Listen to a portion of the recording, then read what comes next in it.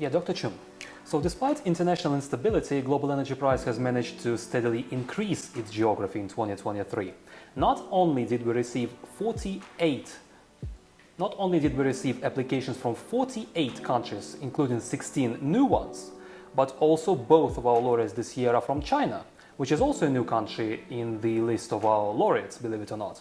So what do you think about this year's laureates? What are their achievements and why did the International Committee take such a decision? Yeah, first of all, I'd like to congratulate the very hard work done by the Secretariat of the Global Energy Prize Association to promote Global Energy Prize around the world. This is one of the main reasons, in spite of the difficulties around the global geopolitical situation, you are managed to get a wide application from a wide countries, and also even the new laureates are chosen from China for the first time, and these scientists came up with a very novel technology and invention which can expand the application and the dimension of energy system around the world. This is one of the reasons why the committee, International Water Committee members voted to choose these Chinese scientists. So I think it is a very good sign that Global Energy Prize is expanding the base and getting more wide acceptance and appreciation, even including the developing countries. So I am very optimistic and I appreciate the hard work of the Global Energy Prize Association. We also have another one, which is the honorary diploma of the association. It is an additional award granted for significant achievements in energy, and this year it will be given to Mr. Ljubivoje Popovic, who is a researcher from Serbia, an electrical engineer. And the topic around this diploma itself is Energy Dialogue Without Borders, which helps even us right now cooperate and communicate. So what are the prospects of energy dialogue in the ever-changing world? Yeah, energy dialogue is a very important subject because the situation is very volatile and difficult to predict. But energy is essence of our life and civilization. We cannot avoid handling wisely and efficiently our energy system. And for that, energy dialogue is a critical element. And I hope all the countries around the world, not only countries but also businesses, should have productive dialogues to come up with the maximum efficiency and productivity for the benefit of the whole humanity. Using your extensive experience, what would be your advice to those under 30 and in their 30s right now, and to those who only begin their careers in science and in energy? First of all, I'd like to encourage them. They have chosen, they made the right decision to explore their career in the area of energy. Energy will remain the backbone of civilization and our life. So first of all, I would like to congratulate them for making a right decision. But at the same time, the dynamics of energy, the transition to clean energy, all these issues are there, and the climate change is there. So you have to always keep in mind what will be the sustainability in the dimension of energy applications. This will be a critical factor.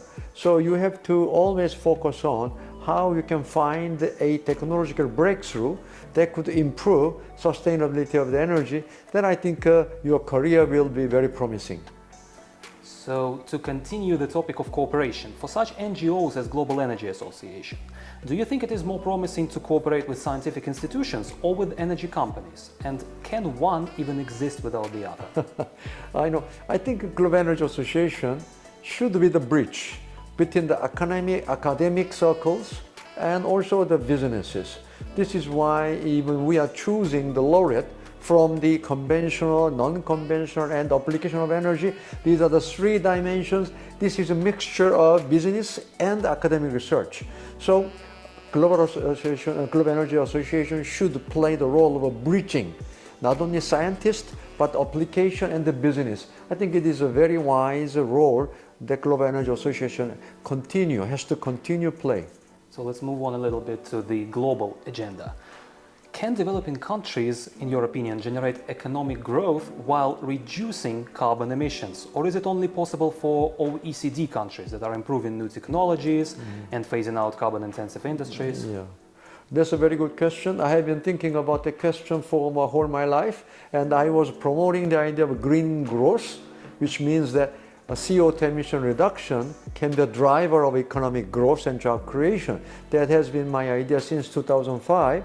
But I always also feel certain limitations. Of course, financial and technological capability is limited in developing country. I believe certain level of minimum requirement is there to operationalize a green growth paradigm. I don't think a very low level of developing country can operationalize green growth, but certain level of middle developing country can take advantage of this new paradigm if they can choose wise policies. Many people only think about money and technology, but more important factor is a policy. What kind of policy you can choose will decide whether green growth can be operationalized for developing country. So not only just thinking that money and technology is all you need, but for developing country, policy can play a very important role. Policy, what I mean by that is like a ecological tax reform, voluntary carbon pay, or carbon tax. There are many policy options internalizing the carbon price into the production and consumption pattern. This will improve, even in developing country, their economic growth and job creation. So basically, is it all about politics? Policy, not politics, policy will play a very critical role, not just money and technology. Even money and technology will not flow if the policy is not right. For example, in many countries with a lot of money in developing country, I don't want to name the countries, but if the policy is not right, the clean energy transition does not happen. So you have to keep in mind that it's not only a matter of money and technology, it's a policy. Policy will play a very critical role. Okay. So what will be the most important energy resource, in your opinion, for the next 5 to 10 years? And are we expecting any serious shifts in global energy mix? I think the conventional energy will continue to play a very important role for our foreseeable future, even though the world is pushing for carbon-free energy transition, but the progress is very slow because of wrong price signal. Because clean energy is more expensive, while the fossil fuel is cheap. So because of this wrong price signal, it's very difficult, and we have to change this price structure.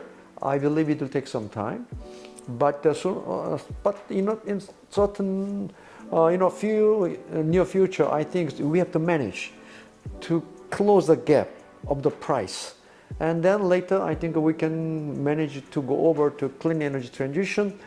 But clean energy means it can be gradually from fossil fuel, the gas, then they move on to solar and others like hydrogen. So it will be a gradual process, so we cannot do it overnight. But if you look in some other direction, growing demand for low carbon energy has revived interest in the nuclear industry. So right now, Japan is planning to build new reactors, India is going to make it easier for the investors to go into the sphere, and the US and Europe are planning to look into the small modular reactors. So does this mean a renaissance of nuclear power? And if so, how long will it last? Personally, I think the small modular reactors, many people are talking a lot about it, but so far, none has been proven commercially viable yet. Because many people are talking about nuclear energy, but they are only thinking about the uranium fuel prices. But if you think about dismantling our reactors and also disposing of the nuclear waste, it's also a cost. So the idea that nuclear energy is very cheap depends. It depends. So I think nuclear renaissance, I'm not sure about it. Why? It will be such a renaissance will be possible for certain country. We see the case of France using a lot of nuclear energy. The country is capable of disposing the nuclear waste because they have a huge land. Also in Russia, you have a huge land space. You can dispose of nuclear waste without much problems. Then I think it's a good choice for Russia. But there are certain countries like Korea, we have very limited land space and we don't have any space to dispose of the waste. So it depends on the circumstance of each country. So far I think it's a little bit too early to talk about nuclear renaissance. All right, and finally, what technologies should scientists be paying attention to right now, and especially in developing world? I think it's a very difficult question. For the energy transition, it's very costly, very difficult, and technologically, the developing countries are falling behind. So I understand the challenge of developing countries is huge. I don't think it is an easy thing for them to overcome. So they should do their best, but they need the support from the global developed country. This is why developed country should do more to compensate the lack of a capacity of developing country. I don't want to put too much burden on developing country. I think it is unfair because their share of responsibility for climate change is very limited, but they are getting the majority of the burden of impact from climate disaster. It's very unfair. I know the world is unfair, but I don't personally want to push them too much, but rather we have to support them to increase their capacity to be ready to move over to a clean energy transition. Right. Thank you. Thank you very much, Dr. Chung, for this interview. Okay, thank you.